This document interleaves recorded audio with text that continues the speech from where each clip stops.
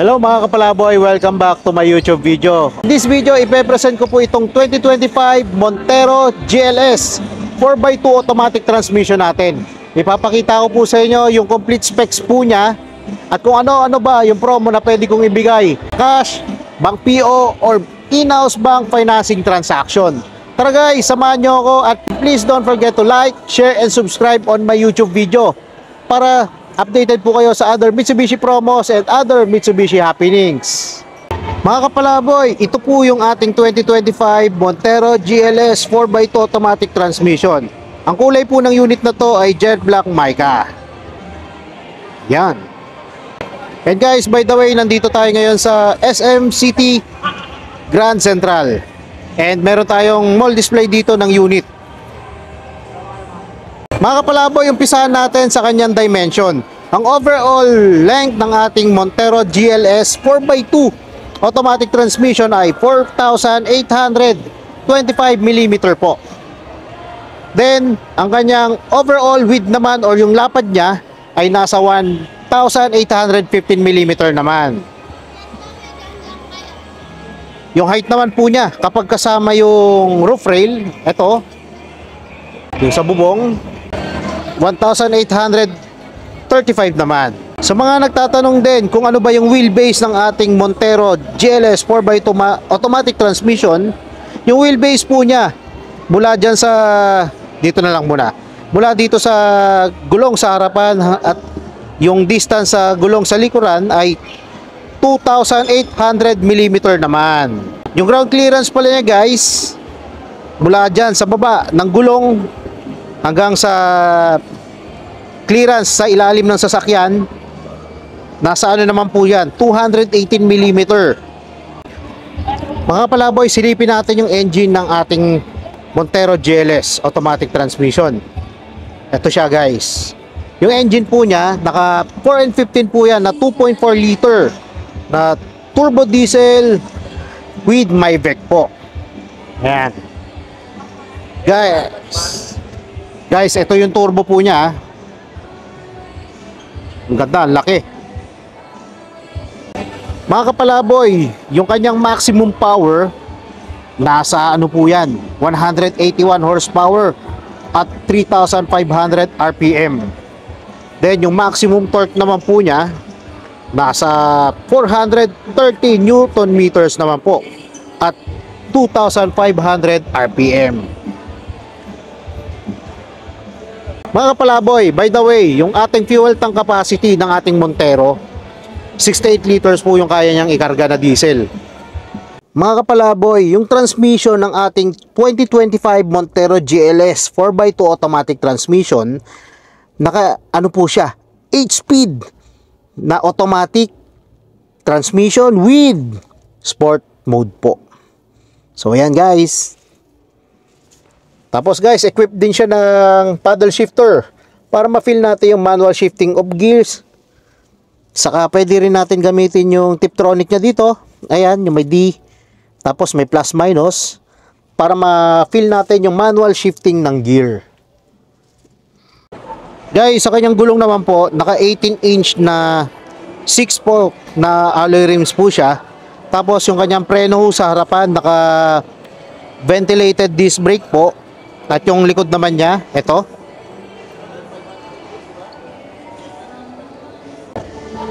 Naka-ventilated disc brakes din po siya. Tapos guys, yung kanyang parking brake, naka-electronic parking brakes po yan. With brake auto hold function. Guys, yung ating Montero, equipped po siya ng anti-lock braking system. Saka meron din siyang brake assist. Tapos guys, meron din po siyang brake override system. Kaya, mga kapalaboy, alam nyo ba na yung Montero natin, kaya mabenta po siya dahil sa riding and comfort po niya.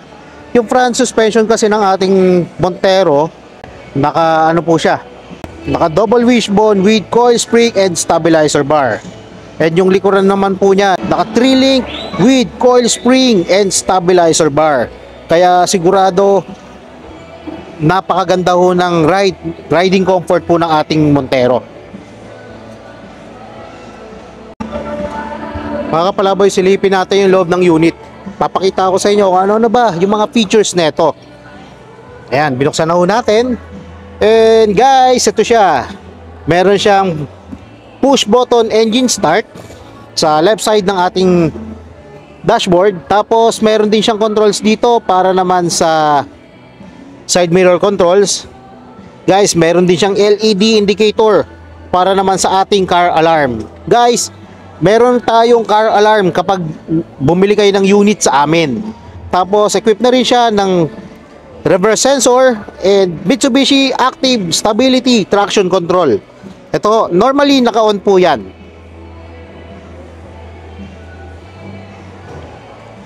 Guys, sa steering wheel naman, ito, ulitin ko lang. Kapag automatic transmission ng Montero yung i-avail natin, meron siyang paddle shifter. Ayan. Ito yung down gear. Tapos, ito naman yung up gear.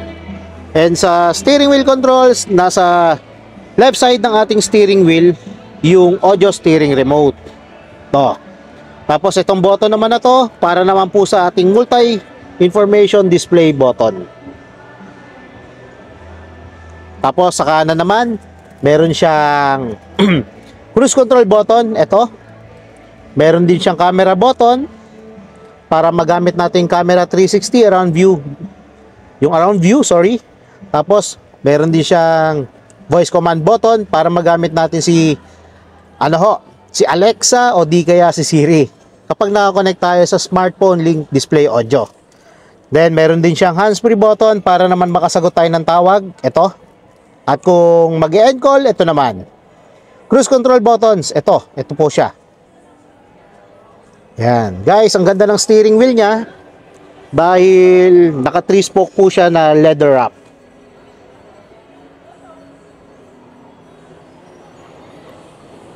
Sa kanyang upuan naman, guys, ayan, naka leather seat po siya. Kaya lang guys, ito naka plastic.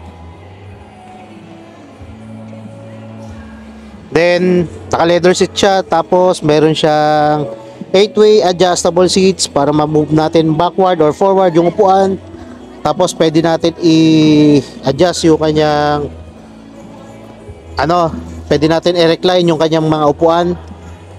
Yan. Or adjust yung height. Yan. Motorized po siya, guys.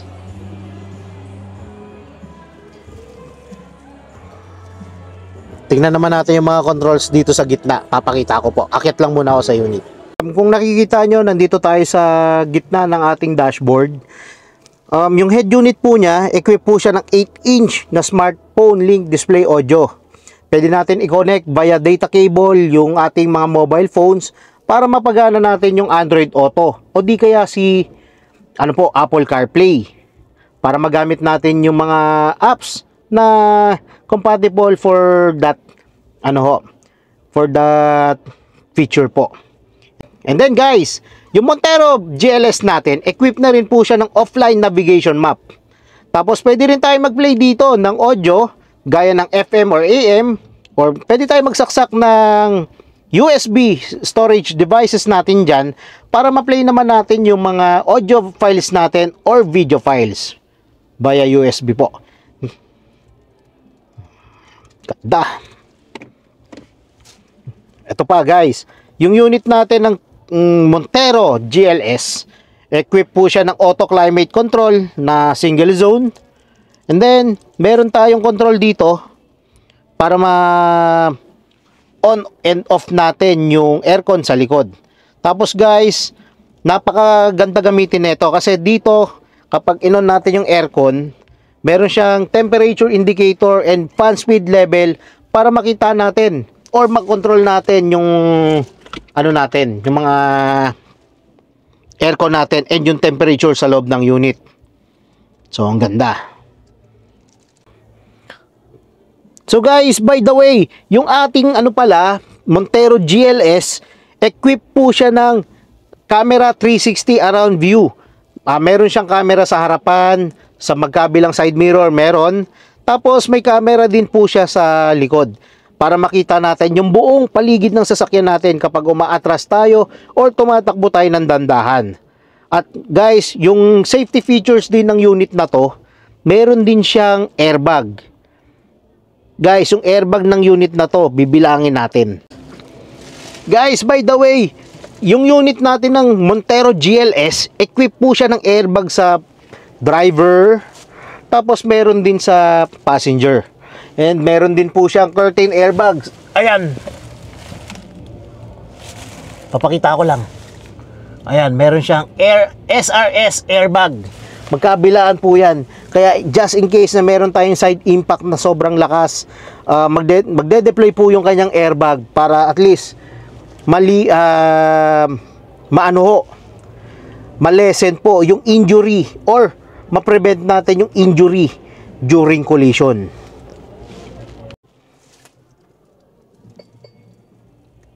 Mga kapalaboy, lipat naman tayo sa second row seat. Ipapakita ko sa inyo kung ano-ano ba yung pwede natin makita sa second row niya, at papakita ko rin sa inyo kung gaano ka-komportable mo po sa likod or sa second row. Guys, ngayon nasa second row seat na tayo and meron ditong dome light. Kaya yan, medyo kitang-kita yung pagiging shiny or oily ng aking mukha. De, joke lang. Guys, ito, ipapakita ko sa inyo ngayon yung ating sitting position kapag nakaupo tayo sa second row.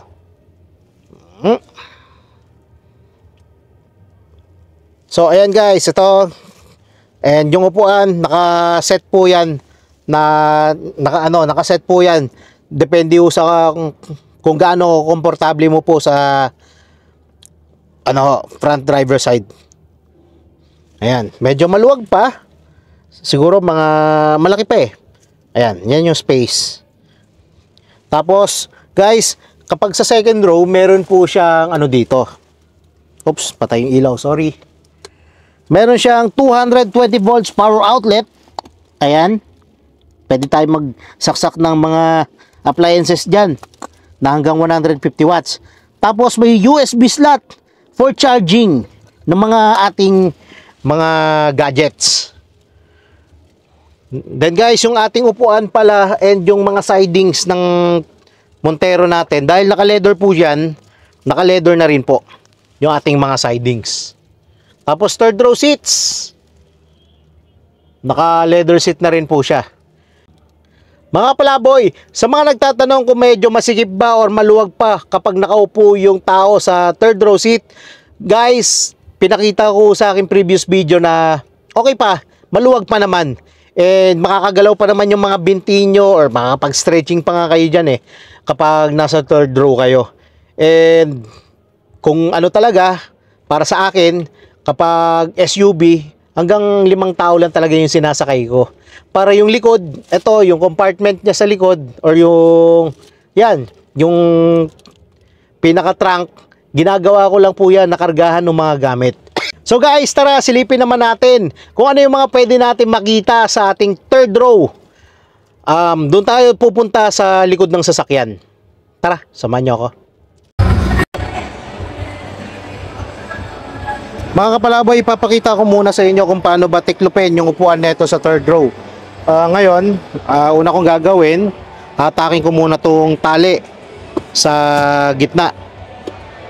Ngayon, ang isusunod ko naman, ito, hatakin ko para may baba ko yung sandalan. Ganon din dito sa kabila. Yan. So guys, tignan nyo, ang luwag, di ba? Tapos guys, nandito pala nakalocate yung mga basic tools niya. Then, meron din dito 12 volts power outlet. Ayan, para makapag-charge tayo or makasaksak tayo ng mga tire inflator dyan. So, meron tayong portable inflator or mga portable power supply na gagamitin nyo for outdoor camping. Then guys, nga pala, papakita ko lang pala sa inyo yung air vents or aircon vents ng ating Montero. Guys, ayan, nakalocate po siya sa gilid, sa taas, sa ceiling natin, kabilaan. And yung ilaw po niya sa likod or sa loob ng cabin, siya, meron siyang, bawat rows ng upuan, meron siyang mga ilaw. Tapos sa mga pintuan din, sa front passenger doors or driver door, and sa second or rear doors natin, meron po siyang ilaw po. Yan. Mga kapalabay, ipapakita ko sa inyo yung ilaw ng ating Montero GLS. Yan, equip po siya ng LED. Kulay white po yung kulay Yan, LED yung kanyang fog lamps, LED yung headlight, tapos LED rin yung DRL. Guys, may ilaw yan dito. May ilaw yan dito na meron siyang active cornering lamps. Kapag lumiko tayo na naka-turn signal, iilaw po yan. Then meron siyang illuminating light sa kanyang radiator grill. Ayan. Mas maganda yan pag actual.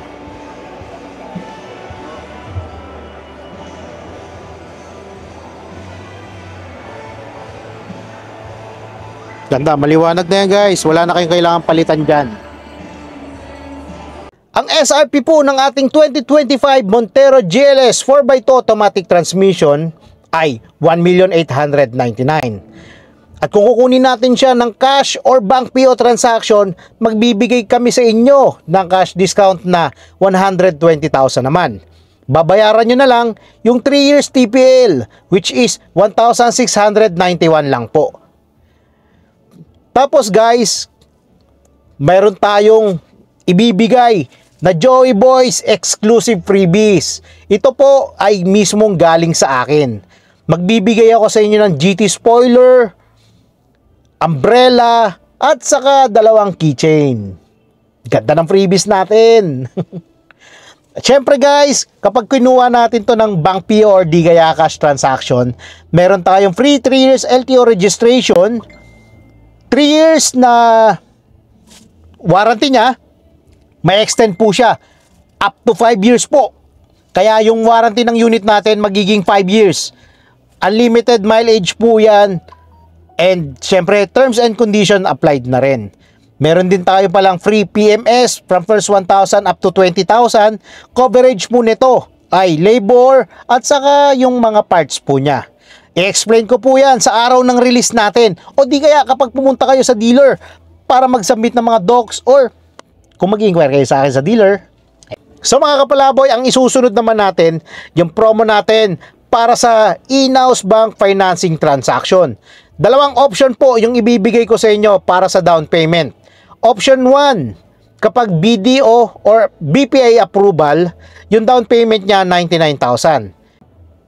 And guys, yung monthly niya sa 5 years to pay ay 39,312. Guys, kapag Security Bank or RCBC approval naman, yung monthly natin 38,748. And meron tayong free 1 month. Kaya from 60 months, magiging 59 months na lang yung magiging monthly natin. So, ang laki ng tipid nyo. Tapos, meron pa tayong mga exclusive freebies. Yung mga exclusive freebies na yan guys, mas marami siya compare po sa cash or bank PO transaction. Kaya guys, ganun karami kasi yung pwede kong kitain sa transaction natin sa in-house bank financing, kino-convert ko po siya na freebies para ma-encourage kayong mga client na nag-inquire sa akin or nanonood dito na kumuha sa akin. Dahil yung mga exclusive freebies na pwede kong ibigay sa inyo, magbibigay ako sa inyo ng una, GT spoiler, mag swap upgrade. Gagawin natin yung Black Series look o di kaya two-tone. Tapos guys, magbibigay din ako sa inyo ng Bosch Europa horn para mas malakas yung busina natin. Then, may deep dish matting tayo. Yung deep dish matting natin guys, gawa sa plastic. Plastic material po. Napakaganda at magagamit natin ng matagalan.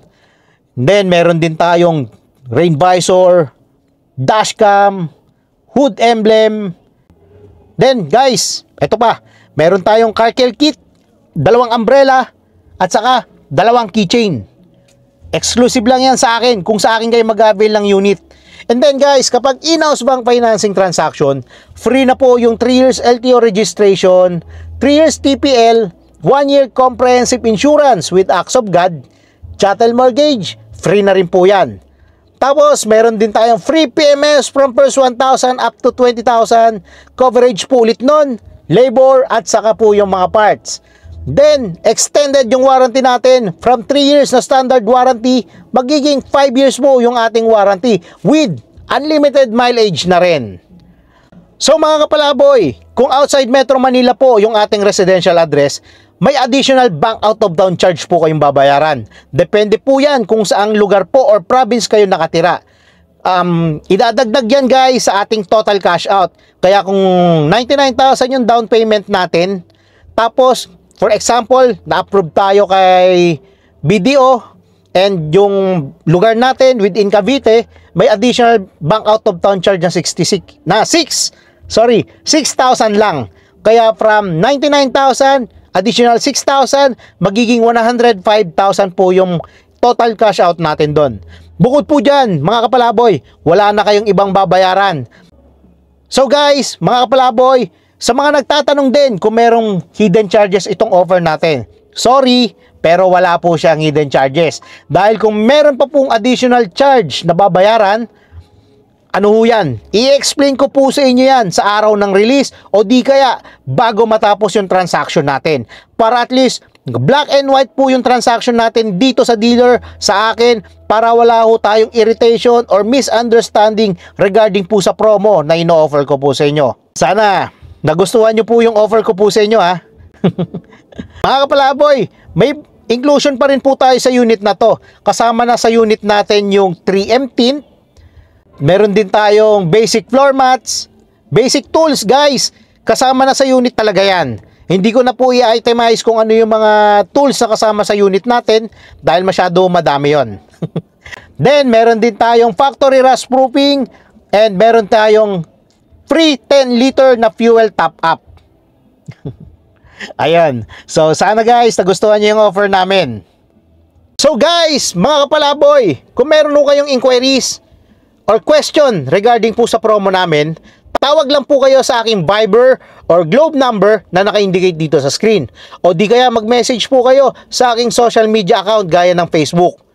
So guys, please don't forget to like, share, and subscribe on my YouTube channel para updated po kayo sa other Mitsubishi promos and other Mitsubishi happenings. So mga kapalaboy, malapit na yung Pasko. Sana isa kayo sa mga client na marireleasean natin ngayong Pasko. Meron pala akong ibibigay na additional freebie para sa mga certified kapalaboy ko po na marireleasean natin. Sa araw ng release, i-reveal ko po sa inyo yan. So sana guys, kayo naman yung maging next Mitsubishi client namin ni Christine. See ya!